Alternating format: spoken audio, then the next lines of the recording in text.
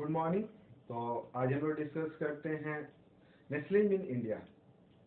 नेस्लिंग in India को समझना आपको उतना लंबा नहीं पढ़ना। हम लोग को नेस्लिंग इन इंडिया इंडिया के बारे में पढ़ना है आफ्टर द वर्ल्ड वार। ठीक है, आफ्टर वर्ल्ड वार, या आप कह सकते हैं कि वर्ल्ड वार के बाद। वर्ल्ड वार से पहले के बारे में हम लोग को उतना नहीं पढ़ना है। तो हम लोग वर्ल्ड वार से पहले बात करते हैं कि वर्ल्ड वार से पहले इंडिया में कौन लीडर्स थे। थोड़ा बहुत एक दो लीडर्स के बारे में जानकारी रखते हैं। तो अगर हम लोग वर्ल्ड वार की बात करें तो फर्स्ट वर्ल्ड वार जो आपका स्टार्ट हुआ था वो 1914 को स्टार्ट हुआ था, 28 जुलाई 1914।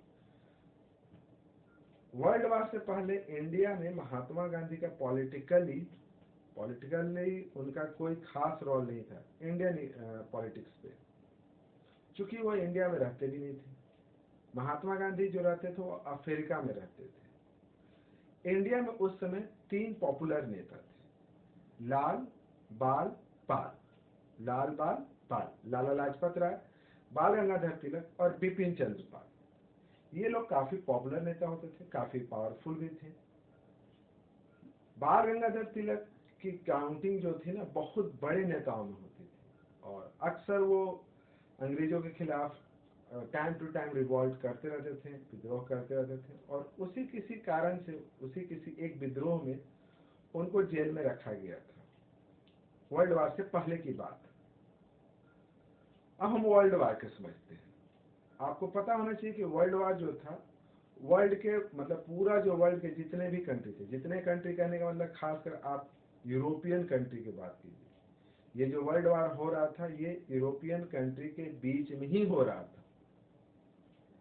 तो जो यूरोपियन कंट्री थे और बाकी जो कंट्री थे वो 2 ग्रुप में बटा हुआ था। एक ग्रुप को कहा जाता था सेंट्रल पावर।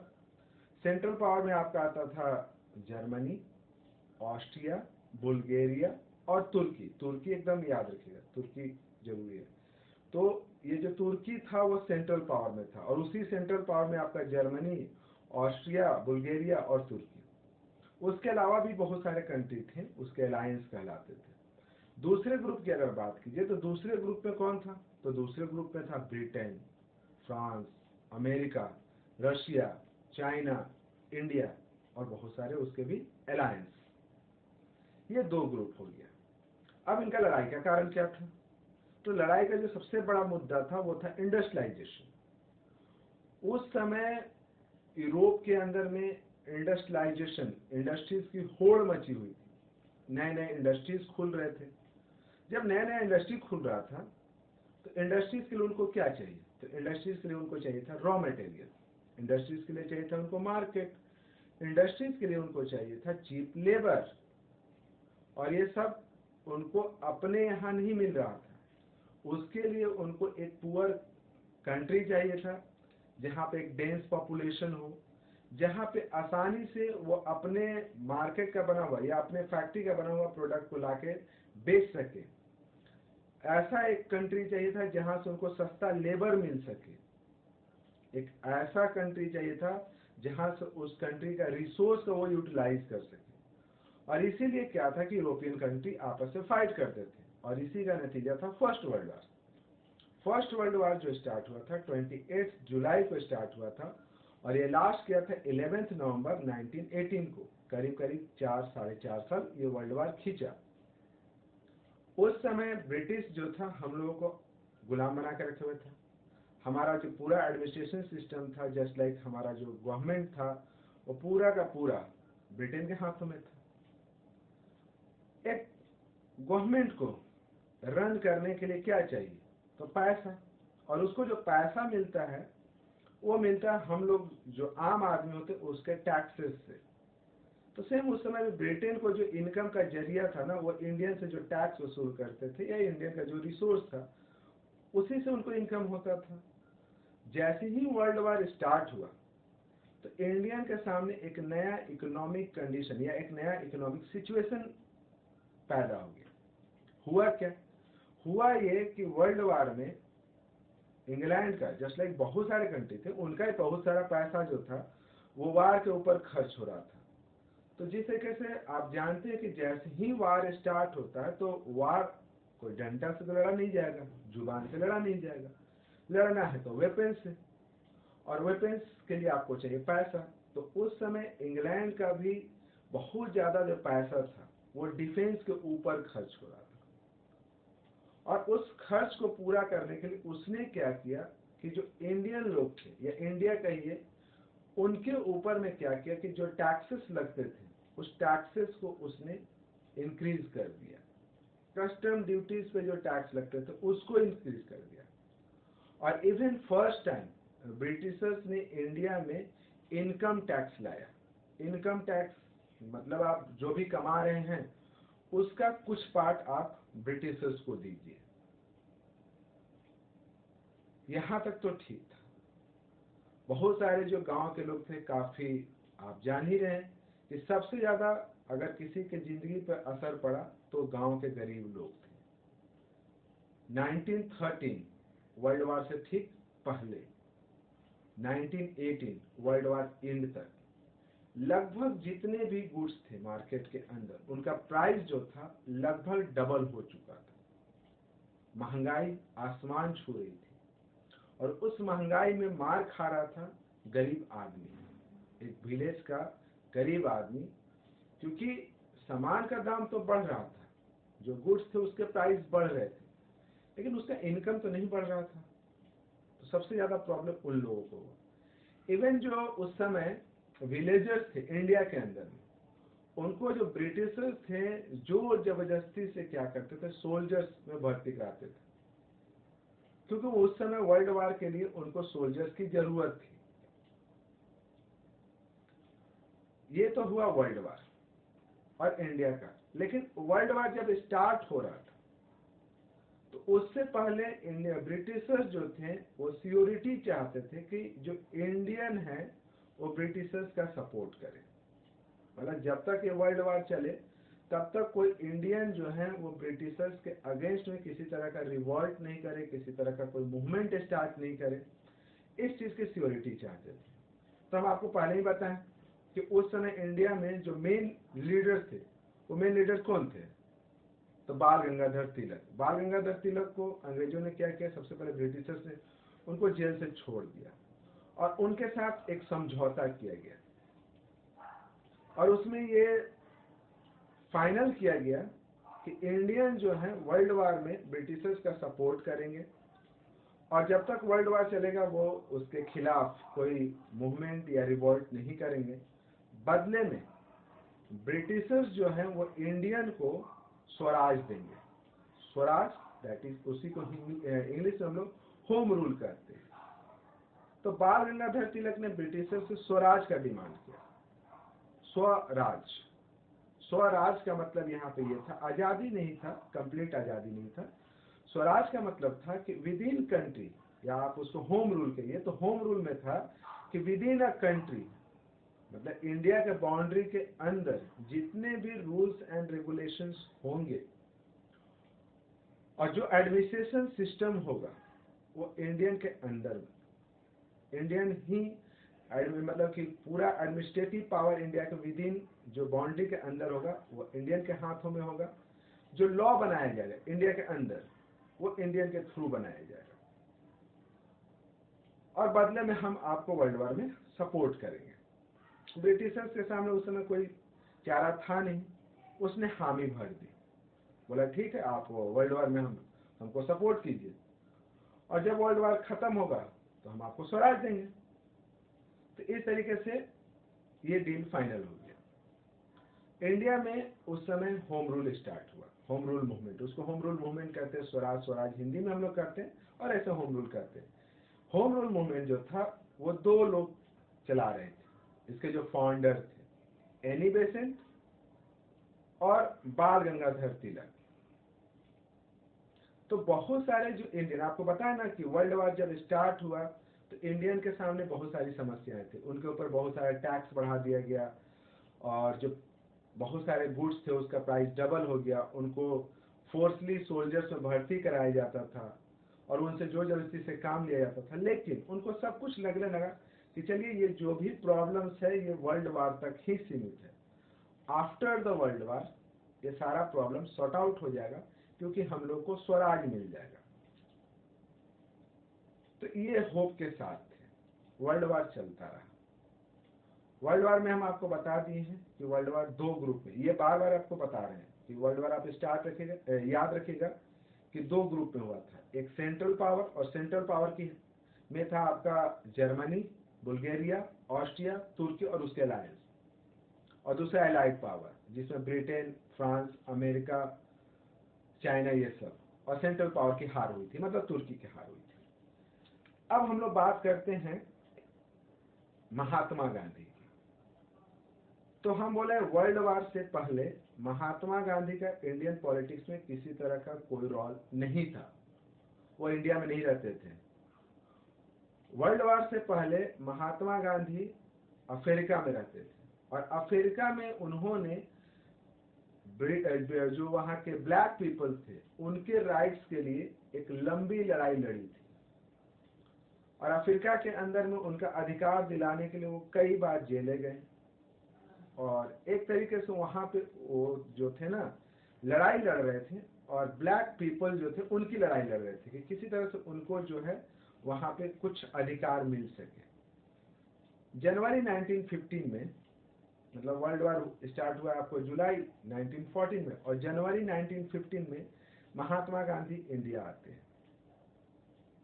इंडिया आने के बाद पहले कुछ सालों में वो पूरे इंडिया में घूमते हैं, और घूम करके यहाँ के जो डिफरेंट लोग हैं उनसे मिलते हैं और उनकी प्रॉब्लम्स को समझने की कोशिश करते हैं।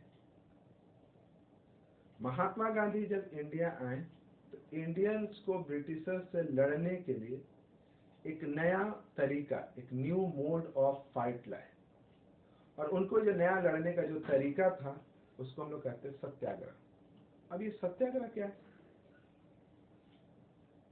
महात्मा गांधी कहते थे satyagraha that means power of truth. अच्छा, पहले आप सत्याग्रह को समझिए, फिर हम उसको डिफाइन करें। सत्य और आग्रह। सत्य मतलब जो सत्य बोलते हैं ना, हम सत्य बोल रहे हैं, ट्रू, सही। आग्रह, रिक्वेस्ट। तो बोलते महात्मा गांधी का कहना था, या सत्याग्रह को उन्होंने डिफाइन किया कि पावर ऑफ ट्रूथ और सर्च ऑफ ट्रूथ। आप हिंदी में उसको समझिएगा तो उनका कहना था कि अगर आपका डिमांड सही है, अगेंस्ट इनजस्टिस है, तो उसके लिए आपको उस डिमांड को पाने के लिए किसी तरह का फिजिकल वायलेंस की जरूरत नहीं है। थ्रू नॉन वायलेंस भी आप उसे पा सकते हैं, याद रखिएगा। फिर बात आती कह रहे बिना लड़े झगड़े, ये सत्याग्रह है क्या ऐसा चीज? ये कैसे होगा कि बिना लड़े झगड़े, किसी को बिना मारे, बिना कुछ चोट पहुंचाए उससे हम अपना डिमांड पूरा करवा लें? तो कॉमन सा चीज है ये, ऐसा नहीं कि उनका जो ये कहना था वो गलत था, एकदम कॉमन सा है। आप घर पे आइए, एग्जाम्पल, इसका बेस्ट एग्जाम्पल है महात्मा गांधी आज नहीं है, लेकिन उनका बताया हुआ सत्याग्रह का यूटिलाइज जो होता है हर घर में होता है। जैसे कि आप अपने घर के अंदर में अपने पेरेंट्स से अगर आपको किसी चीज का डिमांड करते हैं, और आपको लगता है कि हम जो डिमांड पेरेंट्स से कर रहे हैं वो सही है, तो क्या आपने कभी पेरेंट्स से फिजिकल वायलेंस किया है? और मेरा जवाब होगा नहीं। अगर वो शुरू में पेरेंट्स नहीं मानते हैं, आपका डिमांड को पूरा नहीं करते हैं, तो आप सत्याग्रह का रास्ता अपनाते हैं। अब सत्याग्रह का रास्ता आप अपने कैसे अपनाते हैं? तो सिंपल सा, आप भूख हड़ताल कर देते हैं, 1 दिन 2 दिन 3 दिन भूख हड़ताल आप किए भी होंगे। जैसे ही आप भूख हड़ताल करते हैं तो वैसे ही आपके पेरेंट्स के ऊपर प्रेशर होता है, अरे मेरा बच्चा तो 2 दिन से खाया नहीं, कैसे होगा, नहीं होगा। फिर आपसे समझौता होना शुरू होता है, डील होता है। आप भूख हड़ताल तो करते हैं, साथ ही साथ नॉन कॉपरेशन भी करते हैं। आप देखिएगा, नॉन कॉपरेशन का मतलब हुआ मम्मी बोलेगी बेटा थोड़ा पढ़ लो, तो बोलो नहीं पढ़ेंगे। बेटा थोड़ा काम कर दो, तो नहीं करेंगे। मतलब आप पेरेंट्स के साथ नॉन कॉपरेट करते हैं। ये है सत्याग्रह जो महात्मा गांधी ने बताया, और इसे आप अपने लाइफ में बखूबी यूज करते हैं। तो आप समझ ही गए होंगे कि 2-3 दिन भूख हड़ताल करके देखिए अपने पेरेंट्स से कोई डिमांड करके, आपको मिल जाएगा। अब आते हैं महात्मा गांधी का सत्याग्रह। तो सत्याग्रह था क्या? The power of truth, search of truth. Mahatma Gandhi said that कि if your demand is true and against injustice, then there is no need of any physical violence। कि अगर आपका डिमांड सही है और अगेंस्ट इनजस्टिस है तो फिजिकल वायलेंस की जरूरत नहीं है। थ्रू नॉन वायलेंस भी हम उस डिमांड को पूरा करा सकते हैं। एंड दैट इज अ सत्याग्रह। अब सत्याग्रह का हो गया बात। महात्मा गांधी बता दिए कि जनवरी 1915 में इंडिया आ चुके हैं और वर्ल्ड वॉर चल रहा है 2 ग्रुप के बीच में। इंडियन के सामने समस्या बता ही दिए कि क्या क्या वर्ल्ड वॉर में हो रहा है। महात्मा गांधी इंडिया आने के बाद वो पूरे इंडिया में घूमते हैं और सबसे पहले वो 1916 में बिहार के चंपारण आते हैं। बिहार के चंपारण में आते हैं और यहाँ पे जो फार्मर थे उन लोगों से मिलते हैं। चंपारण में फार्मर का प्रॉब्लम क्या था? आप जानते हैं कि एक किसान जो होता है उसकी जो जिंदगी होती है या उसका जो लाइफलाइन होता है उसकी खेती होती है। जैसे हम लोग कमाते हैं, just like I am teacher, मैं एक टीचर हूँ, मैं पढ़ाता हूँ और पढ़ाने से जो इनकम होता है उसी से मेरा पूरा परिवार चलता है। उसी तरह से एक किसान होता है, वो खेत पे काम करता है, किसी फूड ग्रेन को उगाता है और फिर वो जब प्रोडक्शन होता है या जो उगता है उसको मार्केट में बेचता है, जो उससे इनकम होती है उससे वो अपने परिवार को चलाता है। लेकिन यहाँ तक तो ठीक था। तो चंपारण के फार्मर के साथ क्या प्रॉब्लम था? तो चंपारण के फार्मर के साथ प्रॉब्लम क्या था कि चंपारण के फार्मर को ब्रिटिशर्स जो थे जोर जबरदस्ती दे करके उनसे इंडिगो की फार्मिंग कराते थे। इंडिगो आप जानते होंगे, नील तो जानते हैं ना, जो व्हाइट कलर का आप शर्ट में या गंजी में व्हाइट कलर का नील जो डालते हैं, इंडिगो। तो उस समय ब्रिटिशर्स को अपने टेक्सटाइल मिल के लिए इंडिगो की काफी ज्यादा डिमांड थी और इसके लिए वो यहाँ के जो चंपारण के फार्मर थे उनके ऊपर जोर जबरदस्ती से ऑपरेसिव फार्मिंग, ऑपरेस करके दबाव डाल करके उनसे खेती करवाया जाता था कि आप नील की खेती करो। तो चलिए यहाँ तक भी ठीक है कि नील की खेती जोर जबरदस्ती से करवाते थे, लेकिन फिर इसमें भी क्या समस्या है? तो समस्या ये नहीं थी कि नील की खेती करवाते थे, समस्या ये था कि नील की खेती करने से, इंडिगो फार्मिंग से क्या होता है कि सॉइल जो होता है अपनी फर्टिलिटी को लॉस कर जाता है और 1-2 साल के बाद सॉइल जो है अपनी फर्टिलिटी को पूरी तरीके से लॉस कर जाता है और फिर वो जो सॉइल होता है या लैंड होता है पूरी तरह बंजर हो जाता है। बंजर जमीन में फिर आप किसी चीज को उगा नहीं सकते। तो अगर मान लिए कि एक फार्मर इंडिगो का फार्मिंग करता भी है, 1 साल करता है, 2 साल करता है, 3 साल, तो 3 साल के बाद तो उसकी सॉइल की फर्टिलिटी ऐसी ही खत्म हो जाएगी। तो इसका मतलब कि उसका जो लैंड है वो पूरी तरीके से बंजर हो जाएगा। तो फिर वो किसी चीज का कल्टीवेशन कर नहीं सकता है और अगर वो कल्टीवेशन नहीं कर सकता है तो फिर उसका परिवार चलेगा कैसे? क्योंकि उसका पूरा का पूरा परिवार जो है वो इसी लैंड पे डिपेंडेंट है। तो वो इंडिगो का फार्मिंग करना नहीं चाहते थे। तो अब आते हैं फिर सत्याग्रह। तो वो इंडिगो की फार्मिंग करना नहीं चाहते थे, इसलिए नहीं करना चाहते थे क्योंकि उनको पता था कि अगर हम इंडिगो की फार्मिंग करेंगे तो मेरा सॉइल जो है उसका फर्टिलिटी लॉस कर जाएगा और अगर सॉइल फर्टिलिटी लॉस कर जाएगा तो फिर उस पर कोई दूसरा फूड क्रॉप को हम कल्टीवेट नहीं कर सकते और अगर फूड क्रॉप कल्टीवेट नहीं करेंगे या उस पर हम लोग अपना फूड जैसे खेती बारी नहीं करेंगे तो मेरा परिवार चलेगा कैसे? महात्मा गांधी कहे कि हाँ, आपका जो डिमांड है वो सही है और अगेंस्ट इनजस्टिस है। तो वहां के जो किसान थे उनको मिला करके एक ऑर्गेनाइजेशन वहां पे बना दिया और उन्होंने कहा कि ठीक है, आपका डिमांड सही है और आपका डिमांड पूरा होगा।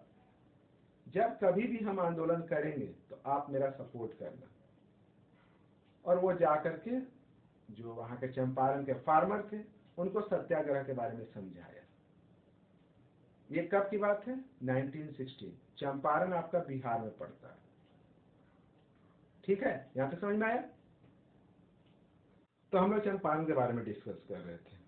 चंपारण के बारे में हम आपको बता भी दिए कि चंपारण के जो फार्मर थे उनका क्या समस्या था, और आप समझ भी गए होंगे कि उनका जो डिमांड था वो सही था और अगेंस्ट इनजस्टिस था।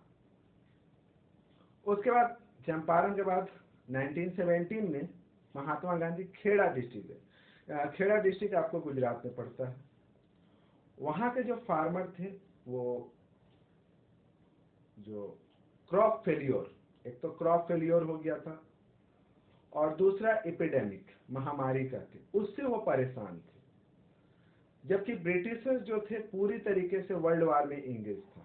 उनका इंडियन जो फार्मर थे या इंडियन सोसाइटी था, एडमिनिस्ट्रेशन उन्हीं के अंडर में था, लेकिन कॉमन आदमी के वेलफेयर के ऊपर उनका कोई ध्यान नहीं था। और वहां के जो लोग थे वो क्रॉप फेलियर से काफी परेशान थे, क्योंकि क्रॉप, अगर एक किसान है उसका क्रॉप फेलियर कर गया, मतलब खेत में जो फसल था वो बर्बाद हो गया, तो फिर उसकी जिंदगी चलेगी कैसे? उसको कहीं ना कहीं से तो हेल्प चाहिए। तो उस समय महात्मा गांधी वहां पे गए और वहां के जो फार्मर थे उनका था कि जो गवर्नमेंट है वो हमारा सपोर्ट करे। महात्मा गांधी ने कहा कि हाँ, आपका भी जो डिमांड है वो सही है और आपके साथ जो हो रहा वो अन्याय हो रहा, तो आपको भी फिजिकल वायलेंस की जरूरत नहीं है। थ्रू द नॉन वायलेंस आपको भी आपका जो डिमांड है वो पूरा होगा। आफ्टर इट वहां से वो मूव किए अहमदाबाद टेक्सटाइल में। 1916 चंपारण, 1917 खेड़ा डिस्ट्रिक्ट और अहमदाबाद टेक्सटाइल मिल 1918 में गए। अहमदाबाद टेक्सटाइल मिल का क्या समस्या था? तो वहां का समस्या था सिंपल सा कि फैक्ट्री के अंदर में जो वर्कर काम करते थे उनसे बहुत लंबा टाइम तक काम लिया जाता था। लंबा टाइम कहने का मतलब कि कभी कभी तो 14 और 16 घंटा तक काम लिया जाता था। उनके हेल्थ का कोई प्रॉपर केयर नहीं किया जाता था। तो उनके हेल्थ में इसका क्या असर पड़ रहा, वहाँ का इन्वायरमेंट और उस इन्वायरमेंट में जो काम कर रहे हैं तो उस पर उनका क्या असर पड़ रहा, इससे ब्रिटिशर्स को कोई लेना देना नहीं था। और उनको जो मजदूरी मिलती थी, वेजेस, वो काफी कम था। इतना कम था, मिलता था वेजेस से वो परिवार भी नहीं चला सकते थे। तो यहाँ का जो अहमदाबाद टेक्सटाइल मिल के जो वर्कर थे उनका डिमांड था कि कम से कम वर्किंग आवर को घटा दिया जाए, वेजेस को बढ़ा दिया जाए। फिर आप समझिएगा, तो इनका भी डिमांड सही है, अगेंस्ट इनजस्टिस है। महात्मा गांधी ने इन लोगों को भी सत्याग्रह के बारे में समझाया। तो आप देखिएगा कि इंडिया में महात्मा गांधी 1915 में आए और उसके बाद वो इंडिया के डिफरेंट पार्ट में गए और वहां जा करके लोगों को सत्याग्रह के बारे में समझाएं। सत्याग्रह एक ऐसी लड़ाई थी जिसमें किसी वेपन्स का यूज नहीं करना था, नॉन वायलेंस, बिना हथियार के ही ब्रिटिशर्स से लड़ना था। तो आज के वीडियो में आपने क्या क्या चीज समझा? पहला कि वर्ल्ड वार किस किस ग्रुप में हो रहा है, तो ये दो ग्रुप आप याद रखिएगा, सेंट्रल और एलाइड पावर। आप कॉपी पे इसको मेंशन कर लीजिएगा। वर्ल्ड वार जब स्टार्ट हुआ था तो इंडियन सपोर्ट किए, किस लिए किए? तो होम रूल की बात चली कि ब्रिटिशर्स ने इंडियन को किया, कहा कि होम रूल। इंडिया में जो होम रूल मूवमेंट था वो दो लीडर चला रहे थे, बाल गंगाधर तिलक और एनी बेसेंट, और ये 2 साल तक चला था, 1916 टू 1918। और ये होम रूल जो मूवमेंट था ये इंडियंस के अंदर में एक उम्मीद की नई किरण जगा दी थी। इंडियंस को लगता था कि आफ्टर द वर्ल्ड वार उनका सारा जो प्रॉब्लम है वो सॉर्ट आउट हो जाएगा। दैट्स अ वर्ल्ड वार के बाद होम रूल। और इसके बाद आपको पता है महात्मा गांधी जो डिफरेंट जगह पे गए और वर्ल्ड वार से समस्याएं जो इंडियन के सामने पैदा हुई कि उनका टैक्स बढ़ाया गया, इनकम टैक्स लाया गया, प्राइस जो था डबल हो गया, उनको फोर्स रिक्वायरमेंट किया जाता था। फोर्स रिक्वायरमेंट मतलब पावरफुली उनको सोल्जर में भर्ती कराया जाता था। ये सब चीज हम लोग मेंशन किए। नेक्स्ट वीडियो में हम मेंशन करेंगे रॉलेट एक्ट और जलियांवाला बाग ट्रेजेडी। ये दो पे हम लोग नेक्स्ट वीडियो में डिस्कस करेंगे। उससे पहले आप इस वीडियो को अच्छे तरह से सुन लें और आप कुछ कुछ पॉइंट्स को लिख लें। कुछ कुछ पॉइंट्स आपको पहले बता दिए हैं कि एक तो होम रूल या स्वराज। स्वराज का मतलब क्या था? स्वराज का मतलब था कि विद इन अ बाउंड्री जो रूल्स एंड रेगुलेशंस होगा under the hand of Indian होगा। कौन कौन सा ग्रुप था वर्ल्ड वार में और उस समय किस तरह का इकोनॉमिक सिचुएशन क्रिएट हुआ, महात्मा गांधी कहाँ गए और उन लोगों का क्या समस्या थे। ये आप राइट डाउन कर लीजिए और आप इतना लिख करके रखिए, तो आप नेक्स्ट वीडियो सुनिएगा तो आपको इजीली समझ में आएगा कि क्या था वो। ठीक है, थैंक यू।